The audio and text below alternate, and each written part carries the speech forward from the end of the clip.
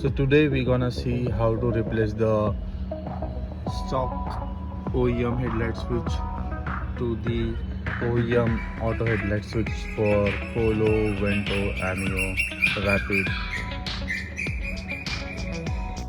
This is OEM switch, and this comes with the aftermarket model that comes with it, which is having the capabilities of coming home, leaving home feature, and the auto headlight switch, which comes with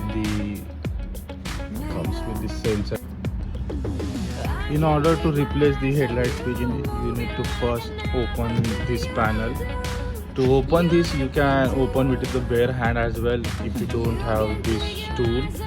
I'll put the link in the description to buy it from the Amazon. I got it from the Amazon.